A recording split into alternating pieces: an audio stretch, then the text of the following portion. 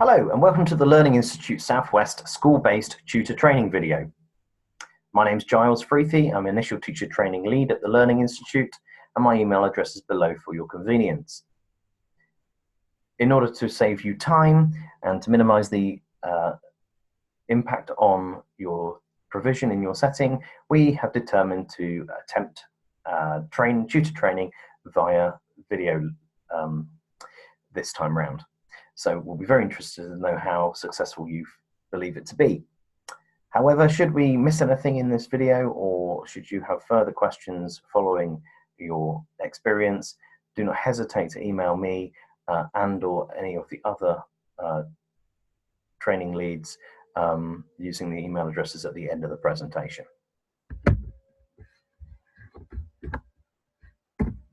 First thing to say is thank you very much. Being a school-based tutor is an extra responsibility, and at least at the early phase stage of a placement requires additional time as you prepare your trainee to take on more and more responsibility. We hope that you are repaid in kind as the trainee lives up to expectations and reduces your workload towards the end. The aims of this video are to introduce you to the Learning Institute Southwest, to explore the role of the school-based tutor and associated expectations, and to examine the components of the training program that you will encounter. We wish to audit your confidence and requirements as a mentor using the Department for Education's 2016 ITT mentoring standards. The Learning Institute Southwest is an accredited ITT provider, rated good by Ofsted in 2014. We've been training teachers for in excess of 10 years, both primary and secondary, and have a good reputation in the region. Our guiding principle is that we must be a force for improvement in education, building competence, capacity, community, and a commitment to people and the planet. We value communities, being informed by research and guided by ethics in our decision making. We attempt to meet our organizational goals through being collaborative, responsible, and responsive to changes in the education world, as well as the needs of trainees and placements. So what have you been signed up for? Well, you're a school-based tutor on a one-year initial teacher training program awarding QTS, Qualified Teacher Status. By the end of the year, your trainee must have been deemed to have met the teaching standards. There is an optional PGCE academic program which your trainee may or may not be participating in. It would be useful for you to know this. There are additional training sessions and assignments which they will undertake. For primary trainees, their second placement is their other key stage experience. And for both primary and secondary trainees, we have endeavoured to give them a contrasting setting. The induction days for this placement are the 10th, 11th and 12th of February, and the placement duration is from the 24th of February to the 27th of March. So what can you expect from your trainees? Well, they should take a full part in the life of your school and shadow their class teachers' duties and timetable. From our perspective, we wish you to treat them as if they were a member of staff, and for them to assume the responsibilities associated for this,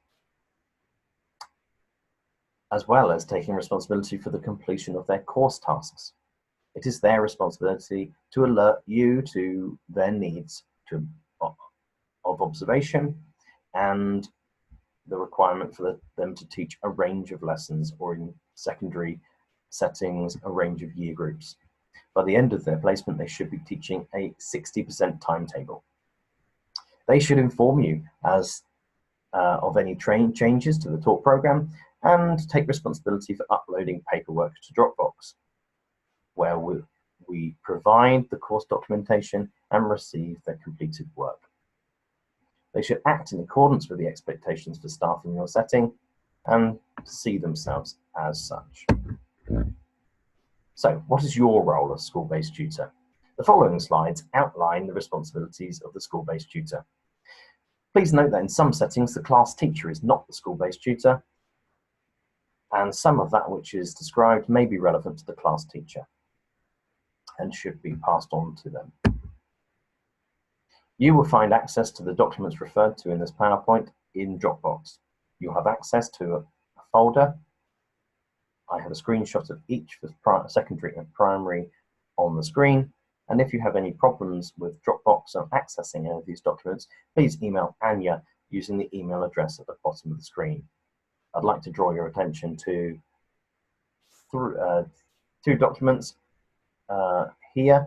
One is the ITT course handbook, which contains the details of the course described in this presentation, and to which I will refer in due course, as well as the folder Weekly Proformas, where observation forms, mentor meeting forms, and the like are accessible to you and your trainee. We'd like you to complete in the induction period, those first 3 days, the self-check. This is available in the course handbook in page 27. The top of the sheet, we have school induction checklist. And there's a range of things for you to consider whether they have been successfully completed, including the sharing of school policies or the providing the necessary ICT hookup for your trainee to operate as a teacher in your setting. The rest of the sheet provides a handy summary of that which is outlined in this presentation. This should be your first port of call should you wish to remind yourself what's required on a weekly basis, a half-termly basis, and a termly placement basis. We ask that you provide a ring-fence trainee non-contact time. Trainees need time to work on their key tasks, to observe good practice, as well as to plan and prepare teaching sessions. At a minimum, they should share your PPA time and have half a day to spend as they need, as well as a 1-hour mentor meeting with you, which may be split into 2 or more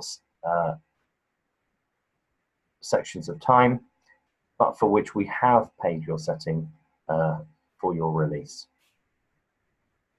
You are required to involve your trainee in PPA time and to jointly plan and/or explain to them how to go about planning, especially in early training.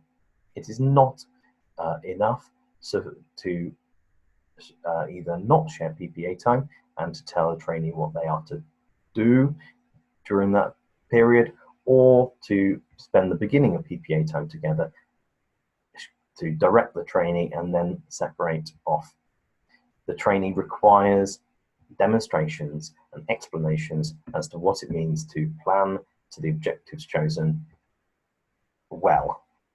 This is particularly important particularly for primary trainees, as they have switched to a key stage other than that for which they've had the majority of experience so far.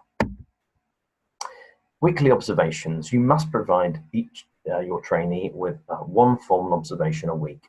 Should you miss any, they should be caught up with in subsequent weeks. For each observation, they require written and oral feedback. We're going to have a look at an example completed observation. This is the top of the observation form on the first page. There are some straightforward boxes to complete: trainee name, school name, subject, class, and date. However, it is important that you have agreed with your trainee a focus and objective for the lesson. What is it that they are working on? You'll notice the 2 that are listed here are linked to the teaching standards 4B and 7C. The teaching standards are available via a search engine on the internet. Simply type Department for Education Teaching Standards, England, and you'll have access to the PDF. There is also a box for the trainee to identify the objective the pupils in the class are working towards too. Below is an explanation of how to complete the form, including the coding for grading the trainee against the part standards included. The observations do not require you to grade the trainee against all of the teaching standards, simply those which we believe to be observable within the context of a 1-hour lesson. Trainees can be deemed to have exceeded, met, or working towards the teaching standards. Should there not be enough evidence or opportunity to meet one of the part standards, we request that you use the coding i.e. insufficient evidence. Here are the first 5 part standards to use in an observation. The bold text is the part standard being assessed. It's followed by a thumbnail sketch of what a typical lesson which is deemed to meet the standards may contain. These are characteristics. They used to give you some idea of the standard we may expect. However, these are to be used with professional judgment. It is not, a trainee may be judged to have met the part standard without having met every aspect of the characteristic description provided. Following the characteristics, we've got some blue text. This is how this particular tutor has decided to use the form. They have written their notes on the trainee's lesson next to the part standard being assessed. This is good practice, as the trainee can clearly see what they might need to do to meet the standard, should they be only working towards it, or to identify how their practice matches up to the standards being assessed. Note, though, that the tutor has not felt they have to comment on every part standard that the trainee has met, simply those where there is a clear rationale for doing so. Here the trainee has met 4B, but only working towards on 3C and 4A. Where a trainee is working towards, we ask that you provide clear guidance for them so that they know how they could meet the standard in subsequent lessons. This is the last set of part standards you are asked to grade. And once again, you can see that there is a blue commentary next to 7B, but the tutor has not deemed it necessary to comment on 7A, 7B, 7D, or 8C. The next part of the form requires you to comment on pupil attainment and pupil progress. Differentiating between attainment and progress is important, recognizing what pupils were able to do within a lesson, but also contextualizing it based on what they had previously been able to do, as evidenced in children's recorded work, for instance, from previous lessons, observation of children carrying out tasks at the beginning and end of lessons, as well as listening to pupils' reflections on their own learning. We ask that you record the feedback that was given to a trainee based on their development focus.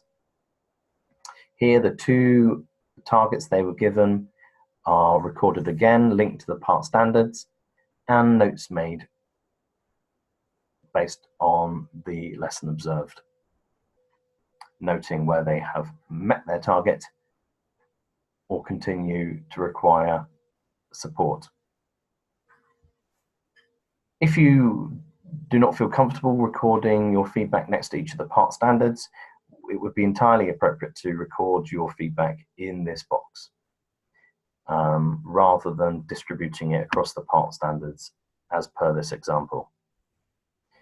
We then ask you to record the suggested targets and focus going forward for your trainee, but to ensure that these are standards linked as well. 3 targets is a suitable quantity. Too many would be too overwhelming. Too few may not produce the level of accelerated progress required to be up to speed by the end of the course. The next part of the form requires you to identify what the school is going to do to assist the trainee in making progress towards identified targets. And there's a box for you to note anything else which you think is relevant to the trainee and the lesson observed, which did not fall within the categories thus covered. The final page is an optional page, one where you may wish to make notes on the lesson as it runs through and or to provide a commentary. I personally use this form during the course of the lesson and populate the rest of the form, drawing on that which I observed and recorded here after the lesson has been completed. So, a quick recap. IE means no or very little evidence available to make a judgment. If you award WT, working towards, there should be some feedback that would enable the trainee to know precisely what they can do to achieve next time. This could be in the written feedback or in the oral feedback. However, oral feedback is often forgotten unless it's followed up with a written report. We can accept handwritten observation forms, but they need to be legible and have enough detail to assist the trainee. Please remember to celebrate the positives and progress of trainees wherever they are on their learning journey. Even if they have a long way to travel, it's important that they I know that which they are doing, which is good. Make meaningful use of targets. Ensure each observation has a focus and that feedback feeds forward into targets for next week. We require that you complete your weekly meetings, the 1-hour meeting referred to previously. We suggest you use the 4 Ps to structure your session and/or to use as a checklist. The first P is that of practice, an opportunity to reflect on specific lessons or general performance in the classroom. The second is to reflect on their completion of passport tasks, which I will explain subsequently. Third P refers to portfolios. Your trainee is not required to complete any portfolio work during your second placement. The placement is short and we are keen for them to focus on their teaching. However, some trainees have some portfolios from their previous placement to keep up with, catch up with, and they may need your assistance with this. Lastly, we ask that you get your trainee to reflect on their professional development more broadly. P. When reflecting on the trainee's practice, please provide written and oral feedback. There are 4 observation forms. The general one, which I've shown you, this is the one that all secondary trainees will use. Secondary tutors will not need to concern themselves with the other 3. There is the EYFS observation form for EYFS practitioners, and the early reading and early maths form. Trainees will direct you as to which form they require you to use should it deviate from the general observation form. As well as reflecting on a single lesson, it's good for you to take the time under this heading to discuss their progress towards their practice-based targets. Before you feedback on a particular lesson observation, it's good for you to give the trainee some time to reflect on it for themselves. To assist them in doing this, we've provided them with a critical reflection prompt sheet using Brookfield's 4 lenses. We require trainees to use 2 of the lenses of their choice, suggesting that they use the self lens every time, and to choose an additional lens to provide a different perspective on the lessons they teach. By answering questions from the exam from the reflection prompt sheet, they should be able to give you a more considered response during your feedback session with them. You'll notice from the zoom in on the top two lenses that the questions are alternate bold, not bold, bold, not bold. It's because there are clusters of questions which belong together. We do not require them to reflect on every question in each lens, simply one bank of clustered questions of their own choosing. When you feedback to trainees, it is useful for you to let the trainee talk and reflect on the lesson first, so that they can take ownership of the feedback. This is their opportunity to draw on their reflections using the 4-lens document. It is useful for you in your feedback to balance positive and negative feedback and to set a couple of manageable targets, to avoid generic comments and actually explain what made the lesson successful. So, better than saying behavior management was good would be to say that there was a good use of peripheral praise to encourage children back onto the task. It is useful for you to discuss the pupil's learning with the trainee and to use the standards to help you get your point across and to help set new targets. Trainees may need reminding that without making progress in certain areas, they would not be able to be recommended for QTS. Think carefully about the implications of your trainee's area of development for you. What will you need to demonstrate to them and to deconstruct about your own practice to enable them to make progress? What opportunities are they going to need in your setting to help them move on? And what else can you do to scaffold them to success in these regards? It would be less useful for you to use these feedback sessions to focus only on the negative parts of the lesson, even if there were very few positives. It would be less useful to use this time to discourage the trainee from contributing to the feedback, or to give too many targets, or to focus only on the teaching the trainee did, rather than to feedback on the pupil's learning.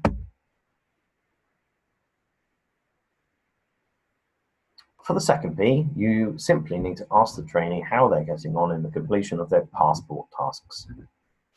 Passport tasks for the second placement are on page 7 and 8, and they have additional passport tasks on page 9 and 10 relating to the Part 2 standards, which are equally as important but often forgotten.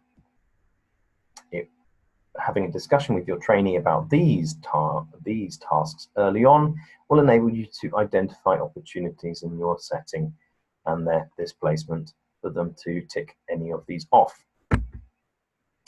Here are the first 4 targets for the primary trainees for their second placement.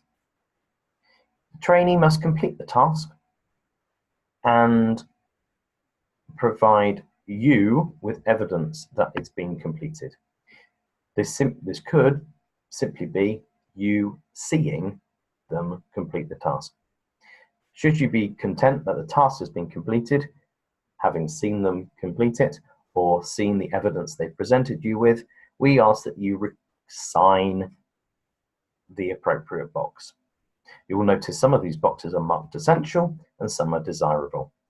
The essential ones must be completed during the course of the placement, desirable ones only if possible. There are also enrichment tasks which the trainee may choose to do or not. On this slide, you'll see 2 of the passport tasks are shaded green. Should they be shaded green, they must provide hard evidence that that task has been completed and put it in the passport folder they have been required to set up. These are the secondary passport tasks. You'll note that there's only 8 second placement passport tasks. It is possible, however, that trainees will have some passport tasks from a previous placement which they could not complete and will be looking to do so in the context of their second placement with you. Third P is to check up on their progress towards their portfolios. The trainees do not have a portfolio to complete during their second placement. However, they may have to catch up with some that have overrun. It's useful for you to know what their workload looks like and how many module tasks and portfolios they have on the go, so as to ensure that they are given appropriate work commitments on a week-by-week basis in your setting. There's a small chance they may ask you to comment on an interim report for a portfolio they have previously been required to complete, in which case you're required to put a grade next to part standards which may not which are unlikely to appear on their general observation form. Should you feel unable to make a judgment on these based on the limited information you have about the trainee, please explain to the trainee that you feel unable to respond and/or to put an IE grade, insufficient evidence. P4. The fourth area we wish you to think about with your trainee during mentoring sessions is that of their professional development. It's a time to review and set appropriate professional targets and to identify how the trainee will be supported to meet them. These may be targets which reach beyond the individual lesson, for instance, pertaining to developing subject knowledge in a particular area.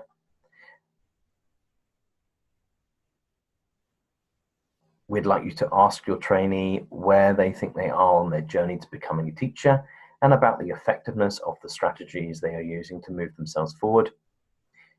Taking the long view and the big picture will sometimes unlock trainees' ability to open up about the barriers they are facing and to be open with you about particular struggles they have in terms of moving their practice forward. Please use this time to identify other training opportunities available across the school, looking ahead in the calendar, and to set teaching times and responsibilities for the next week. It's also imperative you plan the date and time of the next observation. Your professional development mentor meetings will be recorded in this document. The trainee has the responsibility of completing this document and uploading it to Dropbox. They're required to record their professional development targets from the previous week, their targets for the next week, and to note the actions that they as trainee will take to move themselves forward, but also those that the school has committed to. At the end of the placement, you will be required to complete an end of placement report. You will have the benefit of having seen a completed version of this from their first placement, and we'll be looking for you to record your assessment of their progress within the second placement.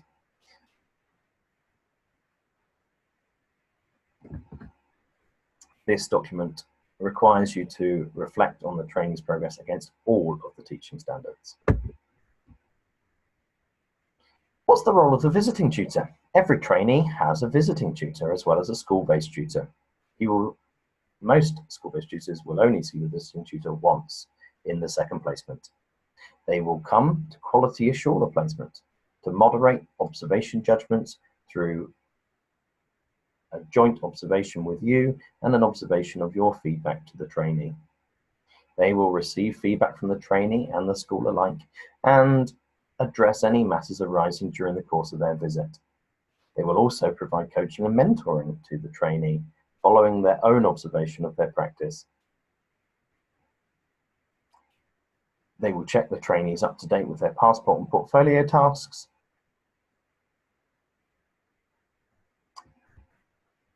And may have been involved in the marking of these documents. Thus, they will be in a good position to let you know some contextual information about the progress the trainee has made since the start of the course.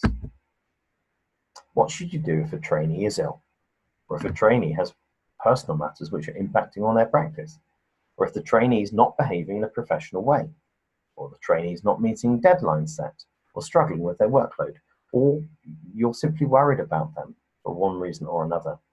In all of these cases, it is very important that you are aware of our availability to respond to matters arising. Contacting us is imperative should any of these questions arise. We also expect schools to act in accordance with their own policies and procedures, considering what they would do if any of these matters arose with a member of their own staff. Should the matter require a level of intervention and support which exceeds that which you are able to give, we are there to provide it. As I said earlier on, we pride ourselves on being responsive, and we'll schedule additional visits to support you and your trainee with any issues interrupting or interfering with their work.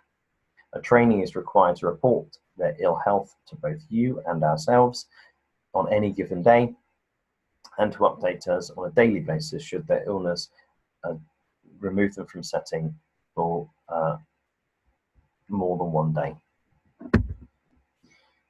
Should a trainee be left alone in a classroom teaching? Some schools feel comfortable with capable trainees teaching in a classroom alone with pupils. We do not expect this. We do not advocate it. However, we recognize that this is sometimes deemed suitable by a school when a trainee is particularly capable, and we do concede that trainees often flourish when given some period with less scrutiny.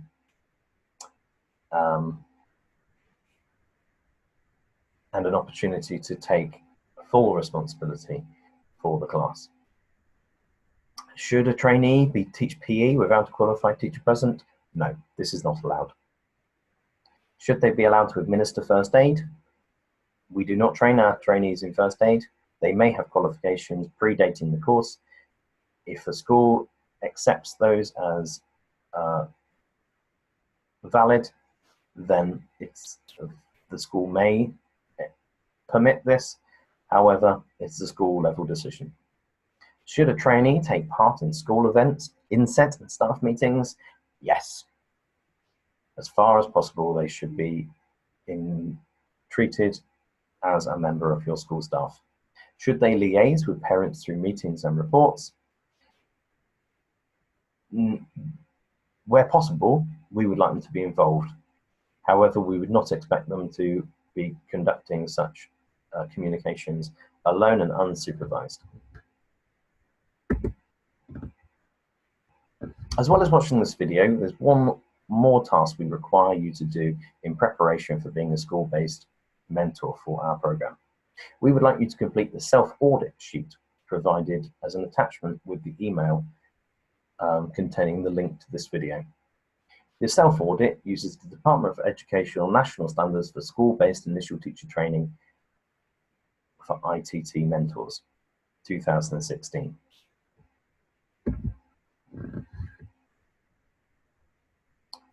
The audit consists of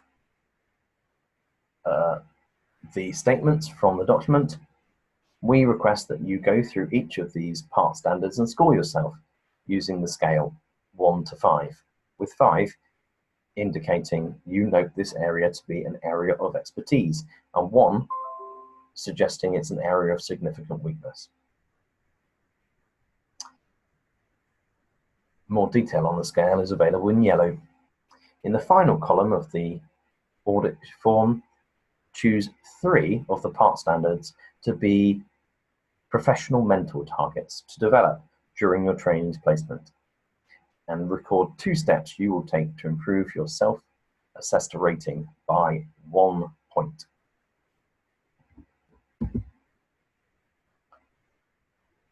Here are the statements for the first standard. There are only 4 standards, so we hope that you will find this audit to be a manageable and valuable process of self-reflection. The final column, referred to on the last slide, provides you an open space to write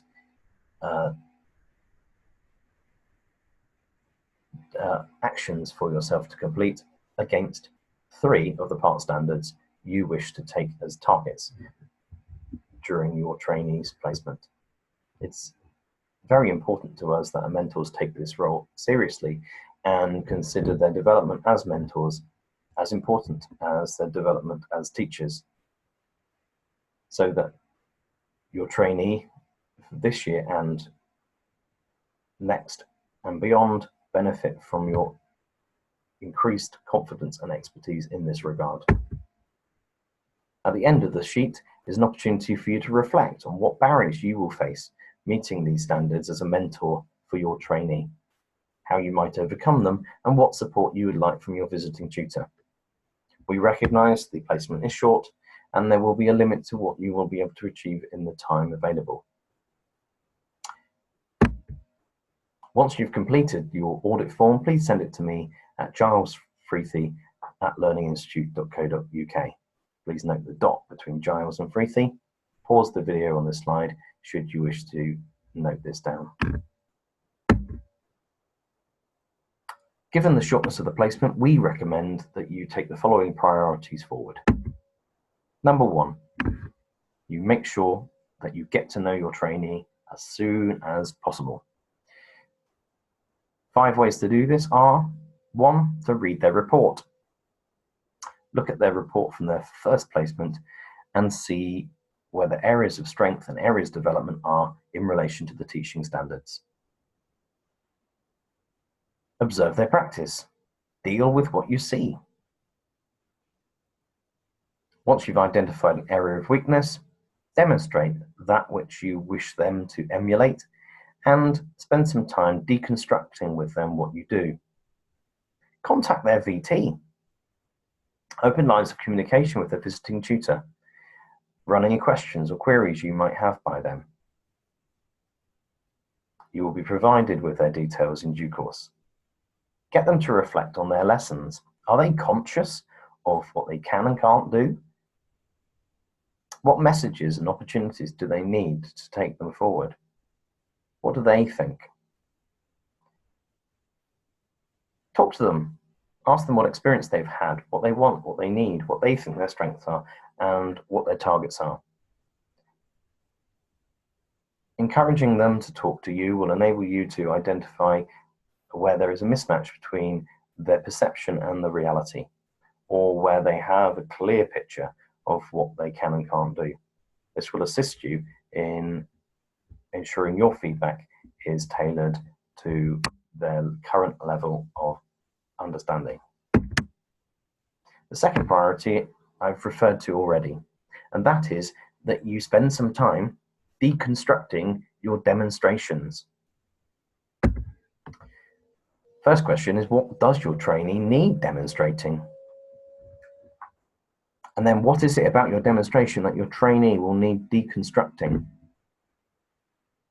They may need you to explain what you are doing, why you do it, when you choose to do it, and for whose benefit it is, as well as how that you do it and to what effect. This would be a highly suitable use of mentor time. Third priority is to keep in touch. Please liaise with us in the event of an issue with your trainee, or should you wish to have any further explanation as to the requirements of your role. We will be in touch with you to ensure that you're comfortable having access to this training video. In order to contact us, please note down these contact details. You may wish to pause the video at this time to jot down the necessary contact details. Any of our team would be keen to hear from you and open to providing additional support where necessary. Many thanks for concentrating on this video. I hope this is preferable to driving to Roach in Cornwall for a half-day training session. We'll be keen to find out your reflections on this approach to developing your understanding of what's required in the program.